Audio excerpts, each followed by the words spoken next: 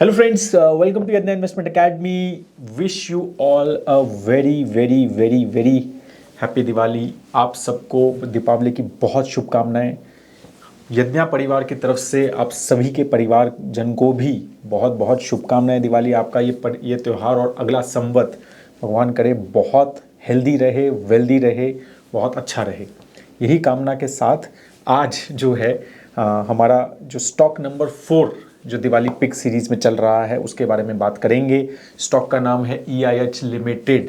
दिवाली का टाइम है और आज तो दिवाली है ही, ठीक है। तो आज हैप्पी दिवाली कूपन कोड अभी भी चल रहा है और हमेशा हर साल की तरह है maximum discount which we give that is 65% जो है वो इस पर चल रहा है। और ये जो डिस्काउंट है ये मिनिमम है, मतलब ऑन द पोर्टफोलियोज जो कि मॉडल पोर्टफोलियो, स्टॉकोमीटर और फंडोमीटर पे है। और आप जो है कोई भी इनमें से ले सकते हैं। अगर आप कॉम्बो ऑफर लेते हैं या 3 साल का सब्सक्रिप्शन लेते हैं तो डिस्काउंट इज़ इवन हायर। साथ में एक ई लर्निंग कोर्स भी आपको कंप्लीटली फ्री मिलेगा अगर आप इसको लेते हैं। बहुत जल्दी ऑफर ख़त्म होने वाला है क्योंकि दिवाली ख़त्म होने वाली है, तो प्लीज़ ज़रूर इसको यूज़ कीजिए। स्टार्ट करते हैं आज का जो स्टॉक के बारे में। EIH जो कि एक होटल कंपनी है और काफ़ी इंटरेस्टिंग चीज़ें हैं इसके बारे में, तो थोड़ा डिस्कस करते हैं। तो सबसे पहले तो सबसे अच्छी चीज़ जो ये कंपनी की है वो है सेक्टर, जिस सेक्टर में वो है, राइट।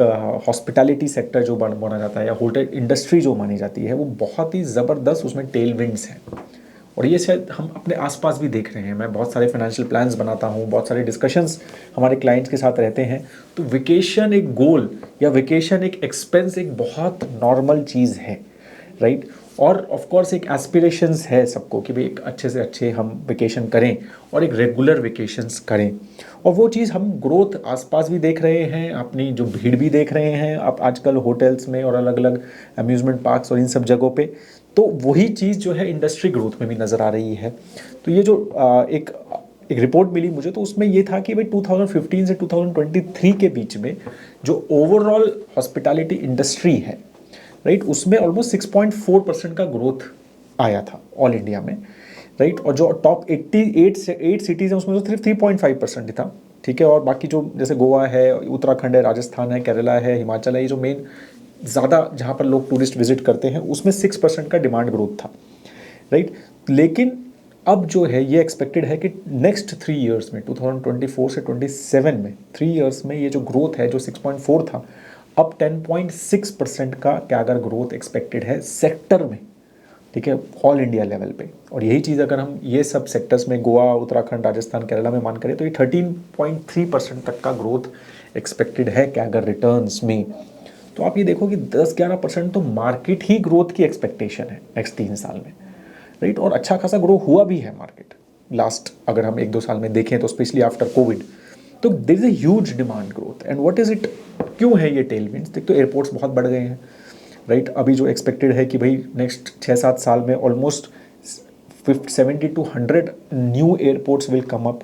हाईवे जो है वो एक्सपेक्टेड है कि अभी 145,000 किलोमीटर्स के हाईवे हैं, वो एक्सपेक्टेड है कि 200 से 230,000 किलोमीटर्स के हाईवे बन जाएंगे, राइट। तो वो सारी चीज़ें भी हैं, राइट। और प्रीमियमाइजेशन ट्रेंड जो है वो क्लियरली पता चल रहा है। मिडिल इनकम हाउस होल्ड की इनकम जो है हमारी बढ़ रही है, राइट। तो और ओवरऑल इंफ्रास्ट्रक्चर इंप्रूव हो रहा है, थोड़ा स्वच्छ भारत अभियान, क्लीनलीनेस पे, ये सारी चीज़ों पे भी फोकस चल रहा है।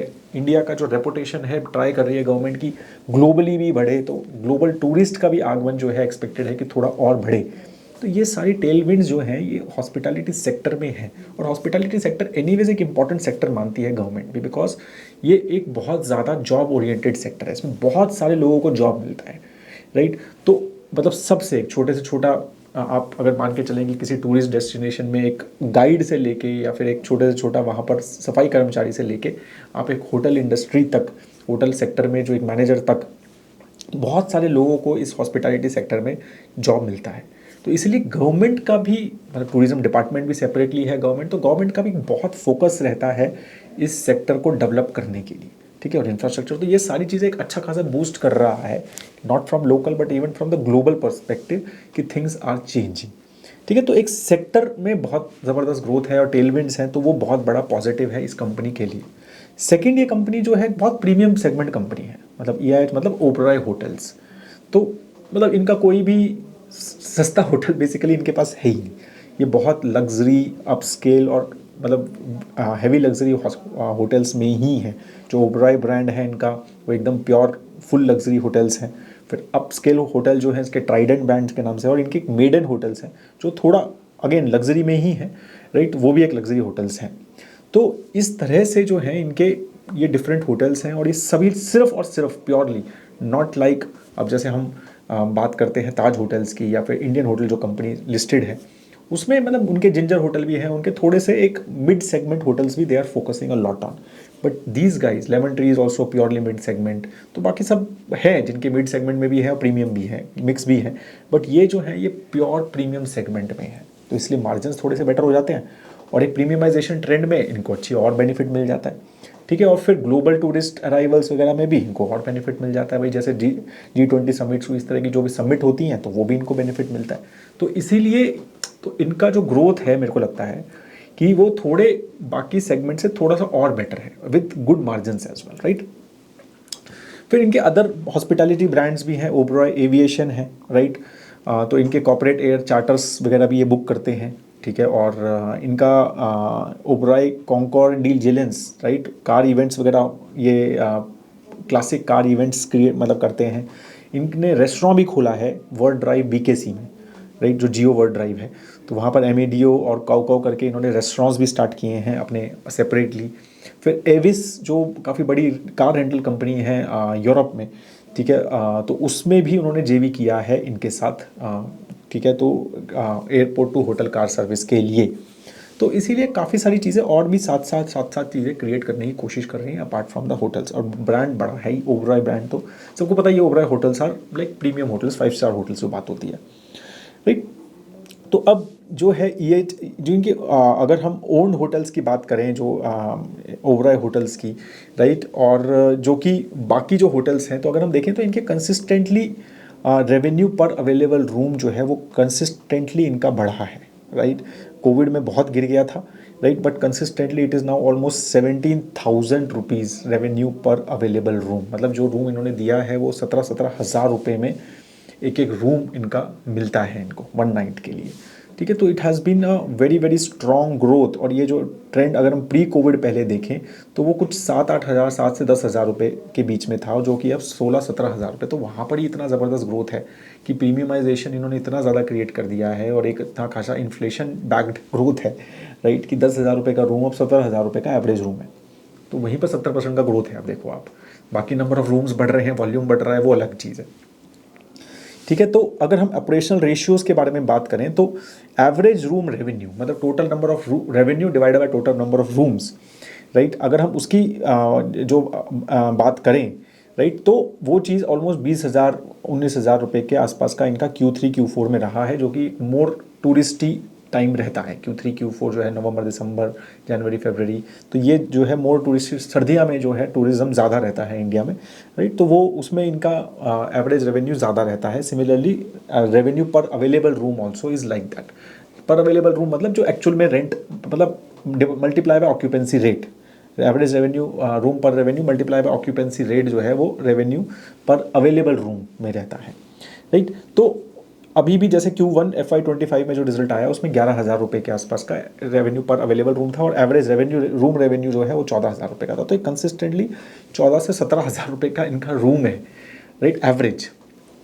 तो वही है, प्रीमियम ट्रेंड जो है वो क्लियरली यहाँ से दिखता है। कैश फ्लो पॉजिटिव कंपनी है currently, specially after June 30th 2022, right. तो Q1 ऑफ 2022 से लगातार इन्होंने कैश जनरेट किया है, free cash flows generate consistently किए हैं। Of course before that Covid की वजह से नेगेटिव फ्री कैश फ्लो थे, बट अभी अगर हम जून 30th 2024 में थे, 800 करोड़ रुपए का net cash positive this company was, right. अगर हम थोड़ा कंपेयर करें इनको इंडस्ट्री के साथ और इंडियन होटल्स, जो कि ताज होटल्स की कंपनी है, but again Indian Hotels as I said कि उसमें जिंजर वगैरह भी है, राइट, उसमें थोड़े से एक मिड प्रीमियम सेगमेंट में भी हैं वो, राइट। तो एवरेज अवेलेबल रूम इनका तो अराउंड FY24 में अराउंड जो रेव पार तो था वो 14,000 रुपये के आसपास था। इंडियन होटल का 7,000 है, एज आई सेड उसमें जिंजर वगैरह सब इंक्लूड है, वो 7,000 है इनका। तो एक बिल्कुल क्लियर ये ओनली प्रीमियम है, मतलब इनका ये है कि ओनली लग्जरी, तो they don't have anything else, right. Average room revenue इनका 17,000 16,600 था, इंडियन होटल 11,000 के आसपास था। इंडस्ट्री जो है अराउंड 7,500 पे है, जो इंडस्ट्री मतलब बाकी जो लिस्टेड होटल्स हैं। ऑक्यूपेंसी रेट भी इनके हायर है, 74% का इनका ऑक्यूपेंसी रेट रहा है FY24 में। इंडियन होटल का 69% रहा है। होटल्स इनके पास 30 होटल्स हैं, 4,500 रूम हैं ऑलमोस्ट इनके पास, राइट। लेकिन obviously Indian hotel is much much bigger company, उनके पास 218 होटल्स हैं और 24,000 रूम्स हैं, ठीक है, तो वो बहुत बड़े हैं। पाइपलाइन जो है इन्होंने कहा है कि हम 50 होटल्स कर देंगे बाय 2030 और 50 होटल्स और खोलेंगे, राइट, और 4,500 रूम्स उसमें और ऐड होंगे। रूम्स टिल जून 2025 है, तो तो जून 2025 तक इनके रूम्स जो हैं वो इतने रहे हैं। आगे जो पाइपलाइन गाइडेंस इंडियन होटल्स की रही है वो 92 होटल्स की रही है और ऑलमोस्ट 13,000 जो है इसमें रूम्स दे आर एक्सपेक्टिंग कि और ऐड करेंगे। सेगमेंट क्लियरली लग्जरी और अपर अपस्केल ही इनका सेगमेंट है। They are luxury, upper upscale and upscale as well, और मेरे को लगता है mid premium in Ginger as well. Business hotel majorly they are owned hotels, right, और कुछ मैनेजमेंट कॉन्ट्रैक्ट्स भी हैं, but that is through subsidiary. यहाँ पर 60% ओन्ड है, 40% मैनेजमेंट कॉन्ट्रैक्ट्स हैं। मैनेजमेंट कॉन्ट्रैक्ट्स का मतलब होता है कि होटल किसी और ने बनाया, सब कुछ दूसरे ने किया, मैं उसको मैनेज कर रहा हूँ। ताज या जैसे ओबराय होटल्स कह रहा है कि भाई मैंने एक अच्छा होटल बना दिया, मेरी ज़मीन है, मैंने होटल बना दिया, सब कर दिया, ताज ओबराय होटल ने उसको ले लिया और आपको रेवेन्यू शेयर कर दिया, तो दैट इज़ मैनेजमेंट कॉन्ट्रैक्ट। उसने सब मैनेज कर रहे हैं, Oberoi is managing everything, right, उन्हीं का नाम है, सब कुछ उन्हीं का है, बट आपको एक तरह से उसमें रेवेन्यू शेयर मिलता है, तो इस तरह का चीज़ें रहता है, राइट। 50 होटल जो इनको बनाने हैं अगले 6 साल में, 7 ऑलरेडी साइंड है, 3 कंस्ट्रक्शन जो है वो स्टार्ट हो गई है, ठीक है, तो ये चीज़ें चल रही हैं करेंटली। मार्केट कैप, अब ऑब्वियसली यह छोटी कंपनी है, 22,000 करोड़ का मार्केट कैप है। इंडियन होटल का 95,000 करोड़ का मार्केट कैप है। पी रेशियो जो है 35 है, ठीक है, तो अब ये अगेन वेरी पॉजिटिव थिंग, ठीक है। एक तो प्रीमियम ट्रेंड हमने कंसिस्टेंटली देख लिया है, क्लियर प्रीमियम है, अच्छा खासा ग्रोथ आगे एक्सपेक्टेड है कि भाई जितने रूम्स हैं उतने ही रूम्स उनको और बनाने हैं अगले 6 साल में, तो डबल करना है एक तरह से रूम, ठीक है, इन नेक्स्ट 6 ईयर्स में। और अब जो है पी रेशियो जो है वो 35 है, तो ये तो नंबर ऑफ़ रूम्स के हिसाब से डबल हो गया। अब उसमें इन्फ्लेशन मतलब जो रूम का वो बढ़ेगा, रेवेन्यू पर रूम वो अलग है, राइट, तो वो चीज़ अलग है। और बाकी जो सेगमेंट्स अगर ये क्रिएट कर रहे हैं रेस्टोरेंट्स वगैरह, वो सब चीज़ों से अलग रेवेन्यू आएगा, तो वहाँ से एक थोड़ी अच्छी ग्रोथ आ सकती है। और उस हिसाब से पी रेशियो 35 है, काफ़ी अच्छा लगता है as compare to Indian Hotel जो कि 74 पे है। तो एक वैल्यूएशन कंफर्ट थोड़ा सा यहाँ पर आपको नज़र आता है EIH में, तो which is why one of the Diwali pick है ये, कि एक अच्छा खासा टेल विंड है, पाइपलाइन भी ठीक ठाक है, बड़ा ब्रांड है, ठीक है, तो वो सब चीज़ें हैं। EV/EBITDA के हिसाब से भी आप देखेंगे तो वहाँ पर ऑलमोस्ट डबल का फ़र्क है।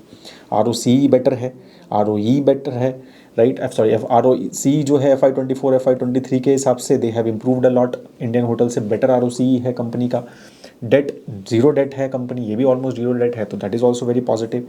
प्रमोटर 33% स्टेक है, 38% इंडियन होटल्स में स्टेक है। इंटरेस्टिंगली 32.52% रिलायंस वेंचर्स और ITC के पास है, तो टोटल 32 + 32 अगर हम देखें तो 65% के आसपास का एक्चुअली प्रमोटर है। प्योर प्रमोटर 33% है जो ओबराय जिनका है, बट रिलायंस का भी इन्वेस्टमेंट है जिसमें आई थिंक 18% के आसपास रिलायंस के पास है, और कुछ 14% के आसपास आई थिंक ITC के पास है, I am not remember exact, but इस तरह का आप देख सकते हैं कहीं पर भी शेयर होल्डिंग में। तो रिलायंस और ITC एक बहुत बड़े शेयर होल्डर हैं, ठीक है। FIS DIS का होल्डिंग भी अच्छा है, DIS 15% के आसपास है, FIS 4.5%। ऑफकोर्स यहाँ पर फ्री फ्लोट ज़्यादा है, राइट, तो FIS DIS ज़्यादा दिख रहे हैं। 2 ईयर सेल्स ग्रोथ भी बेटर है, loss to profit of course 2 year में रहा है, ठीक है। तो उस हिसाब से अगर हम इंडियन होटल के साथ में कंपेयर करते हैं सभी पैरामीटर्स पे, तो वैल्यूएशन कंफर्ट भी है और नंबर्स भी सब बेटर हैं। प्रमोटर होल्डिंग भी अच्छा है, FIS DIS का भी होल्डिंग अच्छा है, सब चीज़ें ठीक लग रही हैं उस हिसाब से कंपनी में। तो मतलब एज सच कुछ वो बहुत बड़ा नेगेटिव पॉइंट यही कह सकते हैं आप कि भाई may be the Indian hotels is more aggressive in growth, right, I think ये ही आप थोड़ा बहुत ये चीज़ बात कर सकते हैं, राइट। बट अदरवाइज जो है मतलब वो थोड़े अलग सेगमेंट्स में भी हैं, थोड़े मिड सेगमेंट्स में भी हैं, तो वो चीज़ आप बात कर सकते हैं। बट अदरवाइज सब पैरामीटर्स में EIH जो है वैल्यूएशन पर्सपेक्टिव से भी और सभी नंबर्स के हिसाब से लुक्स बेटर, राइट। तो हमने थोड़ा वैल्यूएशन सिनारियोज भी रन किए and it is little comprehensive, तो मैं बहुत ज़्यादा डिटेल में नहीं जाऊँगा, बट हमारा एक्सपेक्टेड है कि भाई जिस हिसाब से मैनेजमेंट बोल रही है तो दे आर एक्सपेक्टिंग कि भाई नंबर ऑफ रूम कीज़ जो उनके पास होंगी वो 7, 8, 6, 9 होंगी, जो हमने सेम रखी है, मतलब उसमें चेंज नहीं किया है, राइट। क्योंकि उन्होंने पाइपलाइन कीज़ जो है टू FY30 जो है 4,500 की बोली है। एस्टिमेटेड ऑक्यूपेंसी अब इस मॉडरेट केस में जो करंटली चल रही है हमने माना है कि भाई वही चले 74%, अगर और अच्छी हो गई तो 80% तक जा सकती है, खराब होगी तो थोड़ी 67% पे जा सकती है जो उनकी पहले गई है, राइट। और एवरेज एस्टिमेटेड रूम ऑक्यूपाइड की नंबर्स तो कितनी उस हिसाब से कितने होंगे, राइट। रूम रेवेन्यू जो टोटल रहेगा वो इतना रहेगा ओवरऑल। फिर बाकी जो बिजनेसेस आ रहे हैं, फ्लाइट एंड केटरिंग बिजनेसेस वगैरह से जो बिजनेस आ रहा है, मैनेजमेंट कॉन्ट्रैक्ट की फ़ीस आ रही है, तो वो सब चीज़ें भी हैं। इनका ऑपरेटिंग जो मार्जिन है जो करंटली 36% के आसपास है वही हमने मान के चला है बेस केस में, राइट। तो वो सब चीज़ें अगर हम देखें तो एक 18% का growth with overall thought process के पर्सपेक्टिव से एंटरप्राइज वैल्यू में क्या अगर एक्सपेक्टेड है कि वो ग्रोथ वहाँ पर हो सकता है, राइट। तो ये चीज़ आज के वैल्यू के हिसाब से ये लग रहा है कि अगर हमने सेम ये माना है कि भाई पी नहीं बढ़ता, री रेटिंग नहीं होता है, सब कुछ सेम रहता है, सब चीज़ तरह चल रहा है, तो भी कंपनी जो है 18% के आसपास, और अगर एक एग्रेसिव सिनारियोज में 34% पर एनम के हिसाब से भी ग्रो कर सकती है, ठीक है, from enterprise value perspective, right. और एज अ सेट अगर वो उस हिसाब से अगर हमें देखना है कि भाई हमारा स्टॉक कैसा कर रहा है, सेम भी चल रहा है तो ये ग्रोथ है, अगर उसमें री रेटिंग होती है पॉजिटिवली तो फिर और अच्छा है। 35 के पी के हिसाब से एक काफ़ी अच्छा ये स्टॉक लगता है, ठीक है। So that is what just wanted to tell you about this company कि भाई एक जिस सेक्टर में है। और इस बार जैसा मैं हमेशा पहले 3 कंपनीज में भी बोला कि इस बार की जो दिवाली पिक्स थी हमारी, ये one of the most difficult Diwali picks थी because of the growth. Valuations बहुत कंसर्न थे, राइट। और अच्छी कंपनीज को बहुत ही रेयर किसी अच्छी मतलब कंपनीज अच्छी कंपनीज हैं जिसमें वैल्यूएशन थोड़ा कंफर्ट है, राइट। तो और फिर ग्रोथ और वैल्यूएशन मैच करके वी हैव ट्राइड कि भाई इस बार जो है ऐसी कंपनीज को लें जो बहुत अच्छा ग्रो कर रही है और जिनका वैल्यूएशन उस हिसाब से, इवन एवलॉन की बात जैसे हमने की, ठीक है। तो अगेन यस 200 का पी है, बट जो ग्रोथ एक्सपेक्टेड है और जो पी क्यों है स्ट्रेस्ड है बिकॉज अर्निंग जो अच्छी नहीं रही लास्ट 1 साल में, तो जिस तरह का मैनेजमेंट जो बोल रहा है और जो ग्रोथ है और जो सेक्टर टेलविंड्स हैं उन सब चीज़ों को मिला के, तो आज जो वैल्यूएशन है वो ठीक लग रही है। जैसे मतलब मैं वो बोल रहा हूँ, हमने जैसे ट्रेंड एक बहुत क्लासिक एग्जाम्पल, 95 पे हमें महंगा लगा, फिर हमें लगा कि यार ये तो और क्या ऊपर जाएगा, मतलब ठीक है ग्रोथ है but the growth it did, मतलब exceptional growth it showed, right. तो इस तरह के बहुत सारे हैं कि वो री रेटिंग होती चली गई, नहीं 95 पे भी री रेटिंग हुई, इसकी 130 140 पे चला गया, राइट। तो ये सारी चीज़ें जो है ना हमें समझनी है कि sometimes we need to avoid thinking कि भाई सिर्फ पी रेशियो बेस्ड, हमें ये भी देखना है कि करंट वैल्यूएशन क्या है और एक्सपेक्टेड ग्रोथ क्या है, वो दोनों मैच करके ही वैल्यूएशन कंफर्ट लेना होता है, राइट। दैट इज़ वाई तो it was very difficult Diwali picks के हिसाब से। Again this is not an advice कि आप जाके खरीद लें इसको, ठीक है, it is part of our model portfolios, right. तो आप इसको रिव्यू कर सकते हैं। कभी कभी ये होता है कि कोई चीज़ आती है, कोई नई न्यूज़ आई 1 हफ्ता 10-15 दिन के बाद और फिर उसमें कुछ गड़बड़ हुई and we remove it also in between, ठीक है। तो ये ज़रूरी है कि आप जो है इसको कंसिस्टेंटली देखें, रिव्यू करें आपकी risk profile. It is a risky stock ultimately, right. आपको ये समझना है क्योंकि प्रीमियम सेगमेंट में है और एक होटल इंडस्ट्री में बहुत सारी चीज़ें जो हैं उसमें रिस्क एसोसिएटेड रहते हैं, जैसे कोविड टाइप का चीज़ें सिचुएशन है या और कोई कॉम्प्लिकेशंस हैं, right.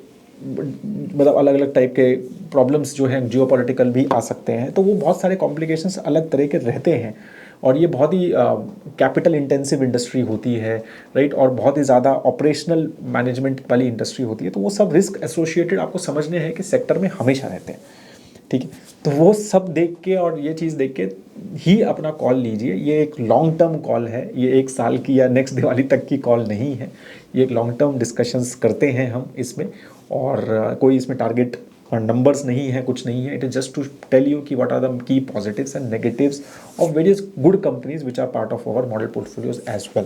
That is all. Have a great time है दोस्तों। जय हिंद।